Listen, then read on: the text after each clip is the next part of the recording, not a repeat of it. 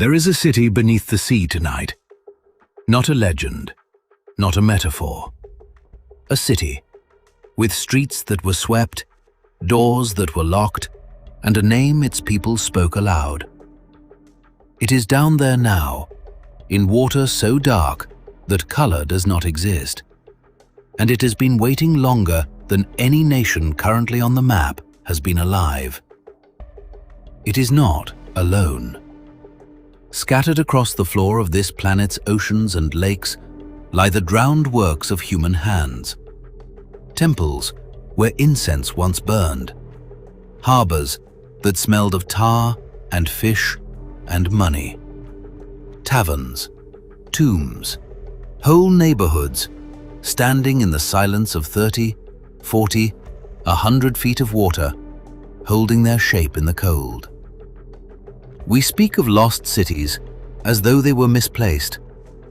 They were not. Each one is exactly where it fell, or where it was pushed, or where it was quietly left behind. The sea took them for different reasons, and it has kept them with a patience we can barely comprehend. Tonight, we descend to 5 of them. Each tells us how a city dies, and each, in its own way, tells us something harder to hear. How a city refuses to. Begin at the mouth of the Nile, where the river's brown water bleeds into the Mediterranean blue. For 1,000 years, every ship that wished to enter Egypt passed through a single gate. That gate was a city. The Egyptians called it Thonis. The Greeks called it Heracleion. It was the customs house of a civilization, the place where the wealth of the ancient world paid its toll. And Herodotus wrote of it as fact, not fable. Then it vanished so completely that scholars began to wonder whether Thonis and Heracleion were 2 lost cities, or one, or none at all. The answer lay 4 miles offshore, beneath the grey-green water of Abu Qir Bay.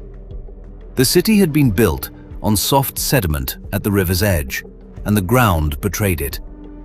Earthquakes shook the waterlogged soil until it behaved like liquid, a process we now call liquefaction.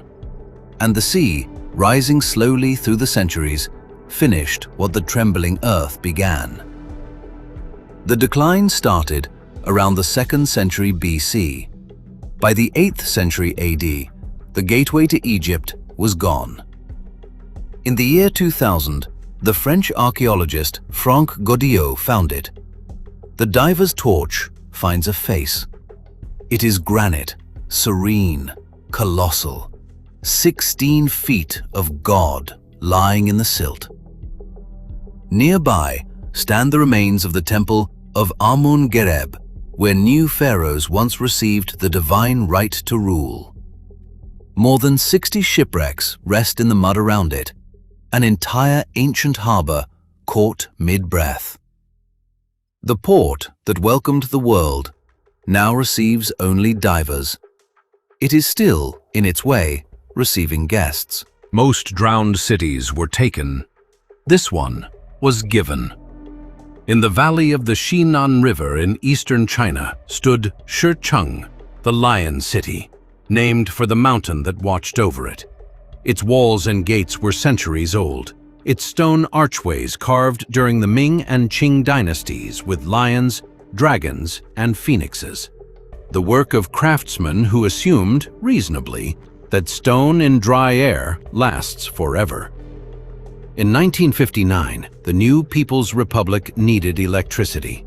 A dam rose across the Shinan River, and the order came down: the valley would flood. Hundreds of thousands of people gathered what they could carry and walked out of a city their families had inhabited for generations. Then, the water came. Not in a wave, but as a slow administrative tide, climbing the streets week by week until the last rooftop slipped from the light. Above it spread Qiandao Lake, the lake of 1,000 islands, each island the summit of a drowned hill. Descend today, between 26 and 40 meters down, and the cold closes around you like a held breath. And there, in the beam of a torch, the impossible. Wooden beams still in their sockets. Carvings so crisp the chisel marks survive. A phoenix in stone, wings spread, untouched. The water here is fresh, cold, and starved of oxygen, and so the agents of decay simply never arrived. On the surface, 60 years of wind and rain would have worn these carvings soft. Down here, time forgot its instructions. The city was not destroyed. It was simply asked to wait. Some cities drown innocent. This one, its preachers insisted, had it coming. By the late 17th century, Port Royal, Jamaica was the busiest port in the Americas and the proudest den of thieves on earth. Built on a low spit of sand at the mouth of Kingston Harbor, it was home to privateers, merchants, and men whose profession depended entirely on who was asking. One tavern for roughly every 10 residents, fortunes in Spanish silver changing hands nightly. Clergymen called it the wickedest city on earth, and the wicked took it as advertising. On the morning of June the 7th, 1692, the ground began to move. The spit of sand beneath the city was saturated with seawater, and when the earthquake struck, that sand liquefied. It stopped being ground. Streets rippled like canvas. Buildings did not collapse, so much as sink, whole and upright, into earth that had become fluid. Witnesses described the sand opening and closing around the living. Within minutes, 2/3 of Port Royal had slid beneath the harbor, and the sea rushed in over the rest. Some 2,000 people died that morning. Beneath the harbor today lies something rarer than treasure. An ordinary day interrupted. Cookware on hearths, bottles still corked, and one artifact above all, a brass pocket watch, pulled from the seabed centuries later, its hands frozen at 11:43. Most catastrophes we date to a year, perhaps a season. Port Royal we can set our watches by.